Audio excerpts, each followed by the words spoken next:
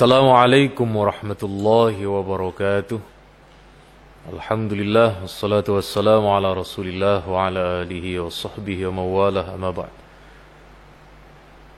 Para ashab dari Aswaja Center dan juga kaum muslimin muslimat yang semoga semuanya mendapatkan rahmah dari Allah. Imam At-Tirmidzi meriwayatkan dalam kitab Jami' beliau, ada seorang sahabat mendirikan sebuah kemah kecil dan beliau tidak tahu ternyata kalau di bawahnya itu adalah sebuah kuburan, dan di dalam kuburan itu ada orang yang membaca surat Tabarok sampai dia selesai. Kemudian esok harinya sahabat ini mendatangi Rasulullah sallallahu alaihi wasallam dan dia bertanya kepada Nabi dan sekaligus mengisahkan bahwa semalam Nabi darabtu khabai ala qabrin wala ahsibu annahu qabrun. Semalam Nabi saya membangun sebuah tenda di atas sebuah kubur dan saya tidak tahu kalau di dalam itu ada manusia. Fa idza fihi insanun, dan ternyata di dalamnya ada seorang manusia yang membaca surat Tabarok hatta khatamaha, sehingga ia menyelesaikannya. Kemudian Rasulullah menjawab, surat Tabarok hiyal mani'ah hiyal munjiyah tunjihi min azabil qabr, bahwa sesungguhnya surat Tabarok itu adalah surat yang dapat mencegah dari siksa kubur, surat yang dapat menyelamatkan dari siksa kubur. Hadis ini sekali lagi diriwayatkan oleh Imam At-Tirmidzi.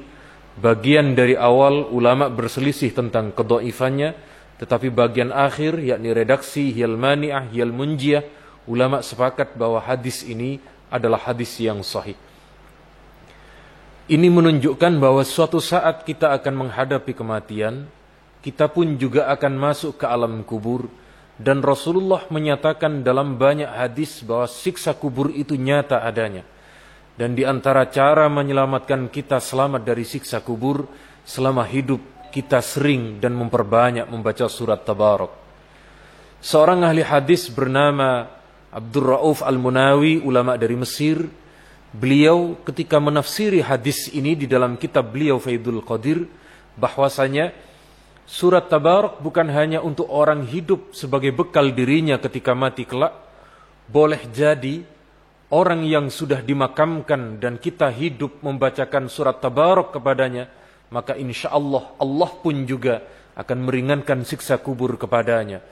Ini sekali lagi menjadi petunjuk bagi kita bahwa kita yang masih hidup memiliki peluang untuk membantu orang lain supaya orang lain tersebut dijauhkan dari siksa kubur dengan membaca surat Tabarok.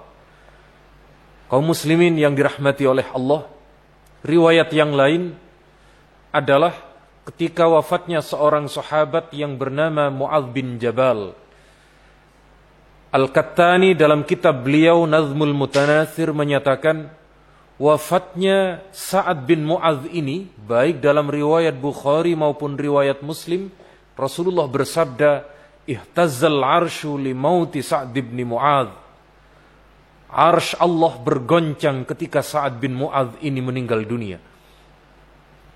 Namun meskipun beliau memiliki keistimewaan saat beliau meninggal dunia, kemudian Jabir bin Abdullah meriwayatkan dalam sebuah hadis yang diriwayatkan oleh Imam Ahmad, kharajna ma'a Rasulillah sallallahu alaihi wasallam ala Mu'adz bin Jabal hina tuwfiya. Kami para sahabat bersama Rasulullah mendatangi jenazahnya Sa'ad bin Mu'adz. Falamma shalla alaihi Rasulullah, ketika Rasulullah selesai menyalatkannya, wasuwi alaihi qabruh, kemudian kuburnya juga diratakan, ditutup. Kemudian sabbaha Rasulullah, kemudian ternyata Rasulullah membaca tasbih, wasabbahna tawilan, kami pun juga membaca tasbih dalam waktu yang panjang. Wa kabbara fakabbarna, Rasulullah pun kemudian membaca takbir, kami pun para sahabat juga membaca takbir. Subhanallah dan la ilaha illallah wallahu akbar. Kenapa ada la ilaha illallah? Karena disampaikan oleh seorang ahli hadis bernama Hannad bin Sari dalam kitab Zuhud beliau, bahwa di antara bacaan itu bukan hanya tasbih, bukan hanya takbir, tetapi juga ada tahlil. Maka setelah itu Rasulullah ditanya, "Ya Rasulullah, lima sabbahta wa kabbarta?" Nabi, mengapa engkau tadi membaca tasbih dan takbir? Dan riwayat Al-Hannad tadi ada tahlilnya. Maka Rasulullah menjawab, "Laqad tadayaqa ala hadzal 'abdis salih qabruh." Baru saja kubur orang yang soleh Sa'ad bin Mu'adz ini menyempit, hatta farajahullahu azza wa jal an.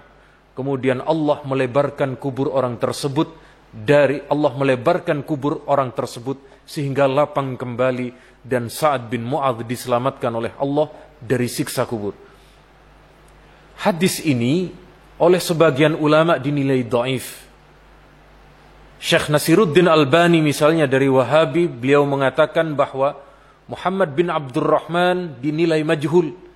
Tetapi kawannya sendiri dari sesama Wahabi, Syekh Su'aid Al-Arnaub, beliau katakan bahwa Muhammad bin Abdurrahman itu nama aslinya adalah Mahmud bin Abdurrahman. Dan beliau mengatakan wathaqahu Abu Zur'ah, bahwa Mahmud bin Abdurrahman itu telah dinilai thiqah oleh seorang ahli hadis bernama Abu Zur'ah. Dengan demikian, hadis ini adalah berstatus hadis hasan, bukan hadis dhaif.